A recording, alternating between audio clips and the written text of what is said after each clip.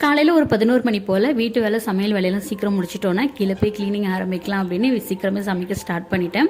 இன்றைக்கி வந்து வெண்டைக்காய் புளிக்குழம்பு, ரசம், புடலங்காய் ஃப்ரை பண்ணலான்னு தான் பிளான் பண்ணியிருந்தேன். பட் ஃப்ரெண்டு வந்து சிக்கன் குழம்பு வச்சுருக்கேன், எதுவும் செய்ய வேண்டாம்னு சொல்லிட்டா. ரசம், புடலங்காய் ஃப்ரை அதோடு ஸ்டாப் பண்ணியாச்சு. மதியம் லஞ்சுக்கு ஃப்ரெண்டு கொடுத்து விட்டு சிக்கன் குழம்பு, ரசம், புடலங்காய் ஃப்ரை சூப்பரான லஞ்ச் முடிச்சதுக்கப்புறமா ஈவினிங் போல் எப்பவும் கொஞ்சம் நேரம் வந்து ரெஸ்ட்டு தான் எடுத்துகிட்டு இருப்பேன். நான் வந்து மோஸ்ட்லி பார்த்தீங்கன்னா முட்டை, நான்வெஜ் இந்த மாதிரிலாம் சமைச்சேன்னா வீட்டை துடைக்காமல் வந்து சாமி கும்பிடவே மாட்டேன். பட் நிறைய பேர் வந்து நம்ம குளிச்சுட்டு சாமி கும்பிட்டுக்கலாம் அப்படின்லாம் வந்து சொல்கிறாங்க.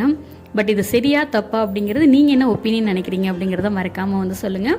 ரசம் வந்து நான் கொஞ்சம் சேர்த்து தான் வச்சேன். ஏன்னா ஃப்ரெண்டு வந்து குழம்பு வச்சு கொடுத்துருந்தா நான் வந்து ரசம் வச்சு ஆளு கொஞ்சமாக ஷேர் பண்ணிக்கிட்டோம். ஈவினிங் ஒரு 6 மணி போல் நல்லா சூப்பராக மழை பெஞ்சிட்டு இருந்தது.